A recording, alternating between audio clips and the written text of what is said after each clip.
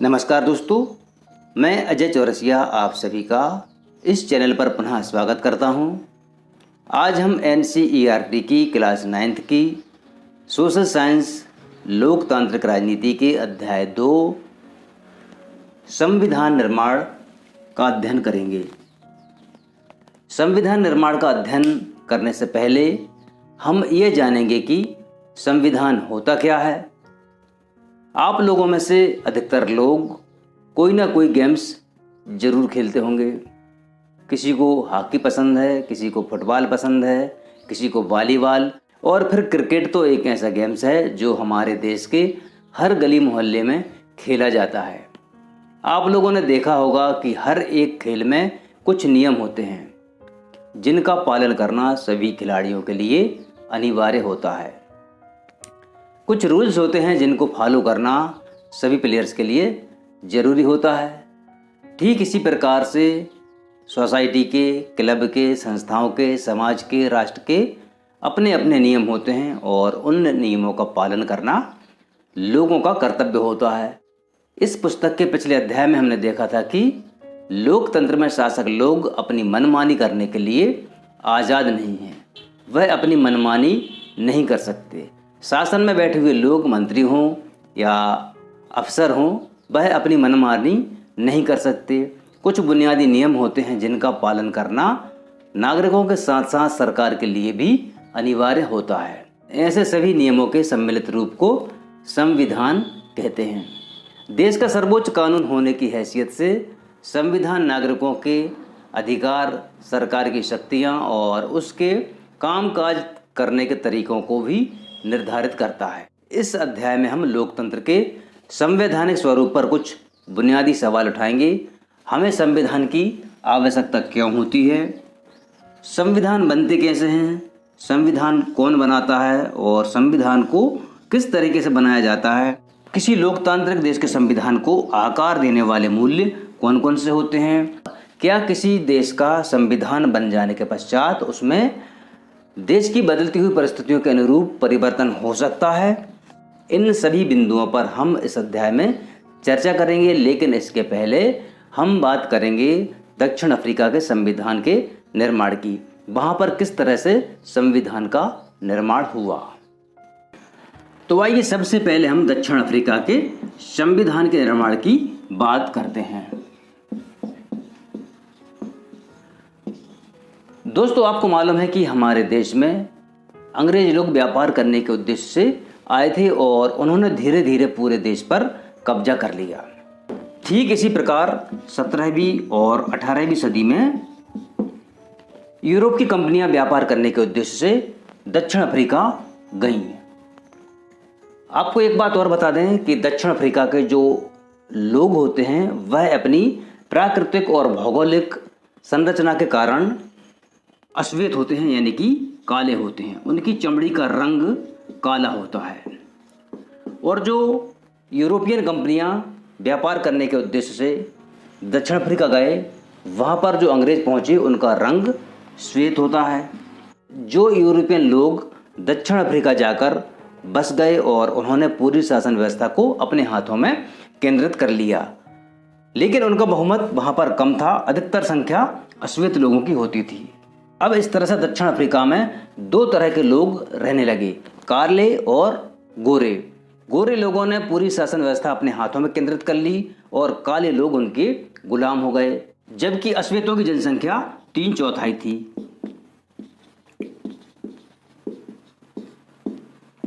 मतलब जनसंख्या अश्वेतों की ज़्यादा थी, लेकिन वहाँ पर गोरे लोग शासन करने लगे और उन्होंने काले लोगों को अपना गुलाम बना लिया।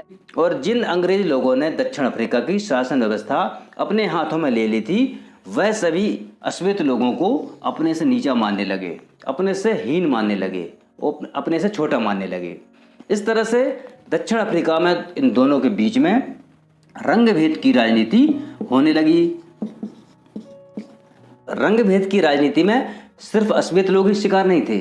वहाँ पर कुछ रंगीन चमड़ी वाले लोग भी रहते थे, कुछ भारतीय लोग भी रहते थे। इन सभी को श्वेत लोग अपने से छोटा और अपने से नीचा मानते थे, उनको अपने से हीन मानते थे।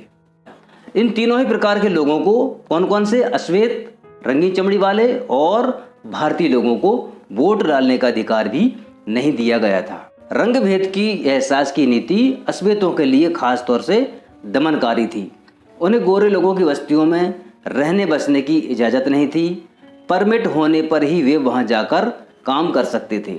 रेलगाड़ी, बस, टैक्सी, होटल, अस्पताल, स्कूल, कॉलेज, पुस्तकालय, सिनेमाघर, नाट्यगृह, समुद्र तट, तरणताल और यहाँ तक कि सार्वजनिक शौचालय तक में गोरे और काले लोगों के लिए एकदम अलग अलग इंतजाम थे। इसे पृथक्करण या अलग अलग करने का इंतजाम कहा जाता है।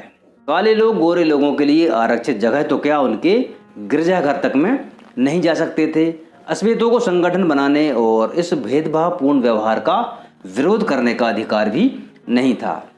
दक्षिण अफ्रीका में अंग्रेज सरकार द्वारा अश्वेत लोगों के साथ, रंगीन चमड़ी वाले लोगों के साथ और भारतीय मूल के लोगों के साथ किस तरह से रंग भेद अपनाया जाता था, इसका उदाहरण हम आपके लिए वहाँ पर लगे एक होर्डिंग से बताते हैं। आप इस होर्डिंग को देखिए, वहाँ पर किस तरह से रंग भेद की राजनीति इसमें दिखाई देती है।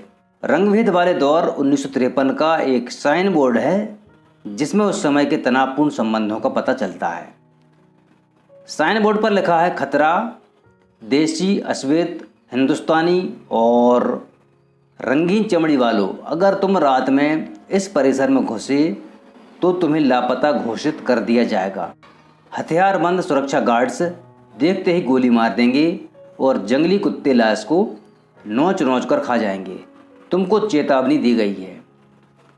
इसके अलावा जो समुद्र के किनारे होते थे वहाँ पर भी अश्वेत लोगों को, रंगीन चमड़ी वाले लोगों को और भारतीय मूल के लोगों को जाना प्रतिबंधित था। वहाँ का भी हम आपके लिए एक साइन बोर्ड बताते हैं। डरबन समुद्र तट पर अंग्रेजी, अफ्रीकांस और जुलू भाषा में लिखा नोटिस बोर्ड।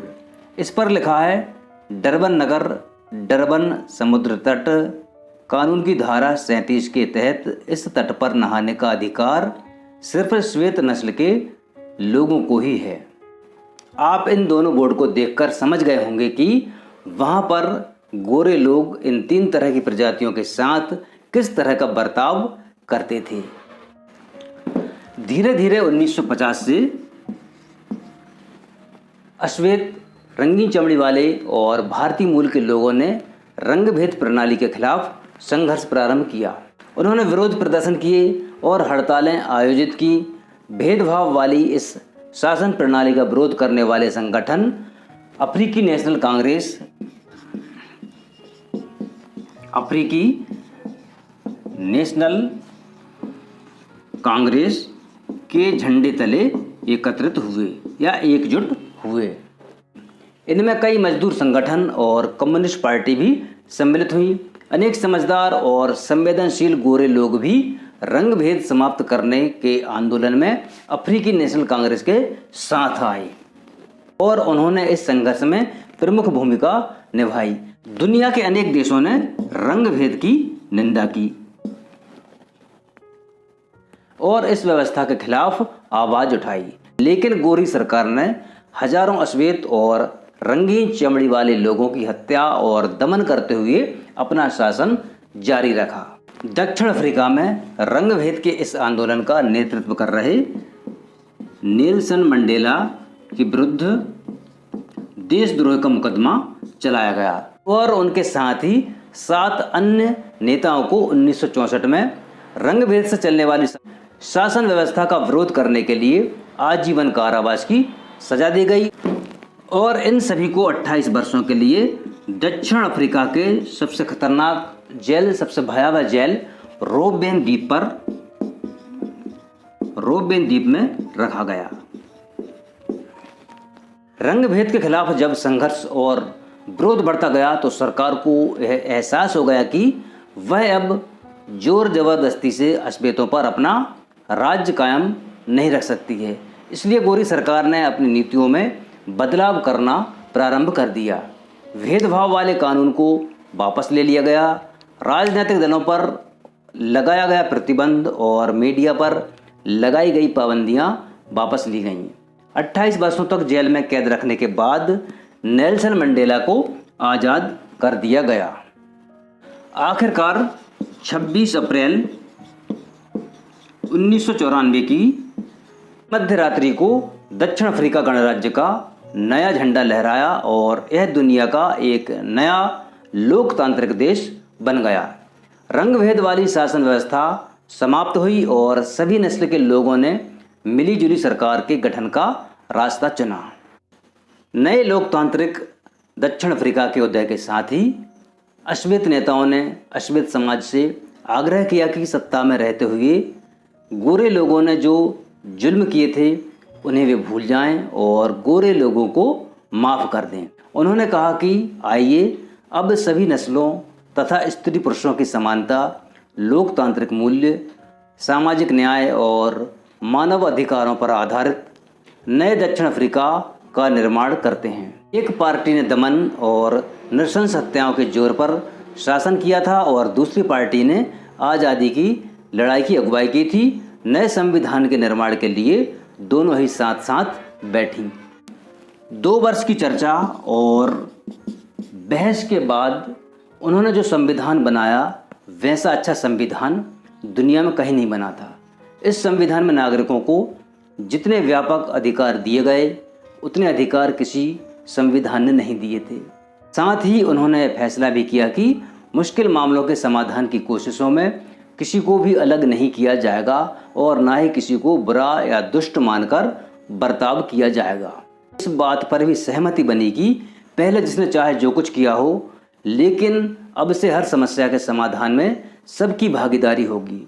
दक्षिण अफ्रीकी संविधान की प्रस्तावना ही इस भावना को बहुत खूबसूरत ढंग से व्यक्त करती है।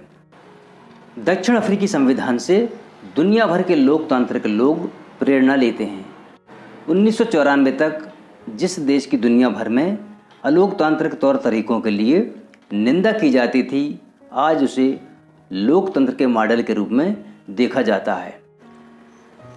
यह काम दक्षिण अफ्रीकी लोगों द्वारा साथ रहने, साथ काम करने के दृढ़ निश्चय और पुराने कड़वे अनुभवों को आगे के इंद्रधनुषी समाज बनाने में एक सबक के रूप में प्रयोग करने की समझदारी दिखाने के कारण संभव हुआ है।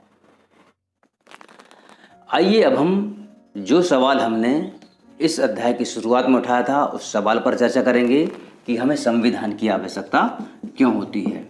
संविधान की आवश्यकता या संविधान की जरूरत क्यों होती है।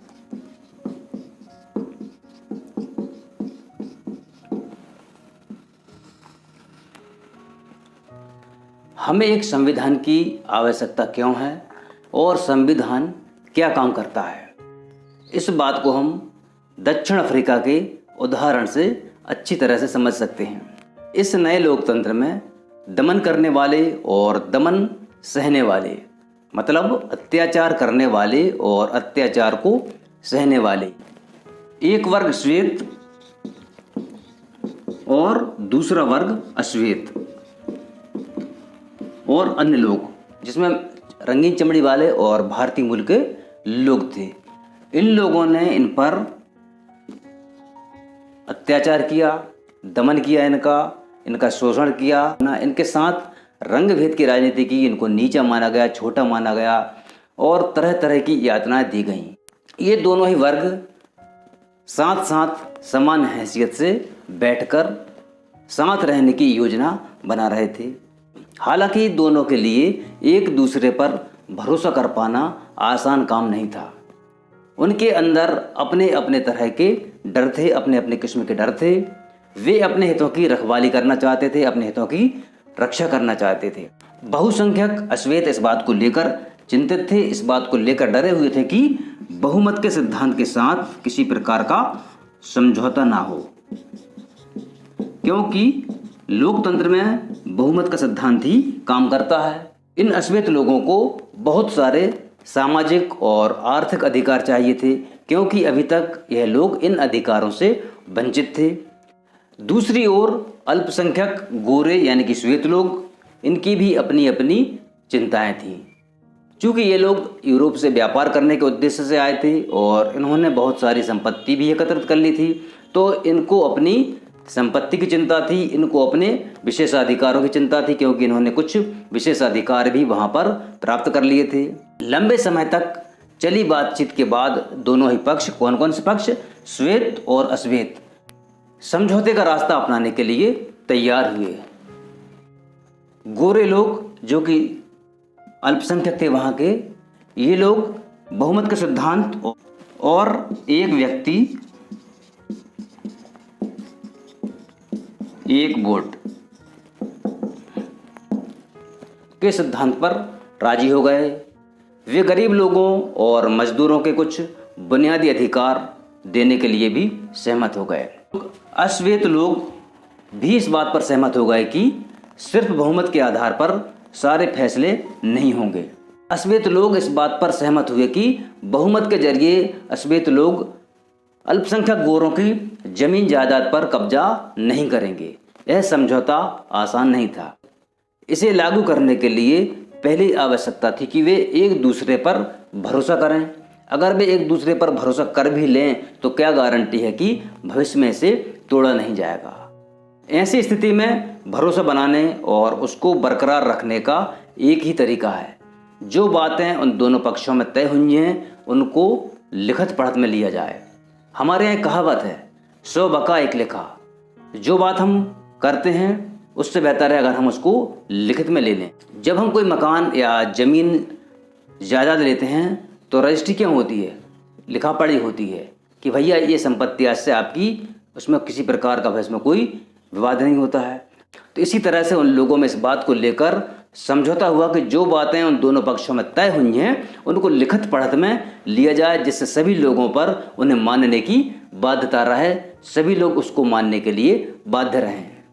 भविष्य में शासकों का चुनाव कैसे होगा, इसके बारे में नियम तय होकर लिखित रूप में आ जाते हैं। चुनी हुई सरकार क्या क्या कर सकती है और क्या क्या नहीं कर सकती, यह भी लिखित रूप में मौजूद रहता है। इन्हीं लिखित नियमों में नागरिकों के अधिकार भी होते हैं, पर ये नियम तभी काम करेंगे जब जीत कर आने वाले लोग इन नियमों को आसानी से बदल ना पाएं। दक्षिण अफ्रीकी लोगों ने इन्हीं चीज़ों का इंतजाम किया। वे इस बात पर भी सहमत हुए कि ये नियम सबसे ऊपर होंगे और कोई भी सरकार इनकी उपेक्षा नहीं कर सकती। इन्हीं बुनियादी नियमों के लिखित रूप को संविधान कहते हैं। संविधान की रचना दक्षिण अफ्रीका की ही खासियत नहीं है। हर देश में अलग अलग समूहों के लोग रहते हैं। संभव है कि उनके रिश्ते दक्षिण अफ्रीका के गोरे और कालों जितने कटुतापूर्ण नहीं हों, पर दुनिया भर में लोगों के बीच विचारों और हितों का फर्क रहता है। लोकतांत्रिक शासन प्रणाली हो या ना हो, पर दुनिया के सभी देशों को ऐसे बुनियादी नियमों की ज़रूरत होती है। यह बात सिर्फ सरकारों पर ही लागू नहीं होती। हर संगठन के कायदे कानून होते हैं, संविधान होता है। इस तरह आपके इलाके का कोई क्लब हो या सरकारी संगठन हो या फिर राजनीतिक दल, सभी को संविधान की आवश्यकता होती है। संविधान लिखित नियमों की एक ऐसी किताब है, लिखित नियमों की, ध्यान रखना है आपको, लिखित नियमों की किताब। संविधान लिखित नियमों की, संविधान लिखित नियमों की ऐसी किताब है जिसे किसी देश में रहने वाले सभी लोग सामूहिक रूप से मानते हैं।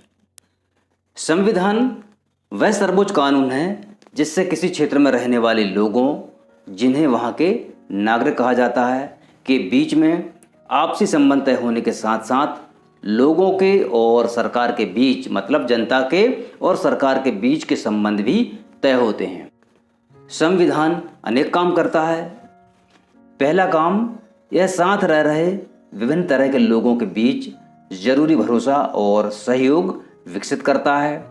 दूसरा, यह स्पष्ट करता है कि सरकार का गठन कैसे होगा और किसे फैसले लेने का अधिकार होगा। तीसरा, यह सरकार के अधिकारों की सीमा तय करता है और हमें बताता है कि नागरिकों के क्या अधिकार हैं। चौथा, यह अच्छे समाज के गठन के लिए लोगों की आकांक्षाओं को व्यक्त करता है। जिन देशों में संविधान है वे सभी लोकतांत्रिक शासन वाले हों यह जरूरी नहीं है, लेकिन जिन देशों में लोकतांत्रिक शासन पद्धति है वहाँ संविधान का होना बेहद जरूरी है। ब्रिटेन के खिलाफ आज़ादी की लड़ाई के बाद अमेरिकी लोगों ने अपने लिए संविधान का निर्माण किया। फ्रांस की क्रांति के पश्चात फ्रांस के लोगों ने एक लोकतांत्रिक संविधान को मान्यता प्रदान की। इसके बाद यह चलन हो गया कि हर लोकतांत्रिक शासन व्यवस्था में एक लिखित संविधान हो। अब आप अभ्यास हेतु कुछ प्रश्नों को नोट कीजिए। प्रश्न क्रमांक 1, नेल्सन मंडेला कितने वर्षों तक जेल में रहे? प्रश्न क्रमांक 2, दक्षिण अफ्रीका गणराज्य का नया झंडा कब लहराया गया? प्रश्न क्रमांक 3, दक्षिण अफ्रीका में किस नेता ने नस्ली भेदभाव का विरोध किया? प्रश्न क्रमांक 4, रंग भेद से क्या तात्पर्य है? प्रश्न क्रमांक 5, दक्षिण अफ्रीका के स्वतंत्रता संग्राम के बारे में लिखें। प्रश्न क्रमांक 6, संविधान क्या है?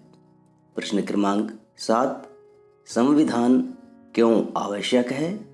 प्रश्न क्रमांक 8, संविधान के प्रमुख कार्य क्या हैं?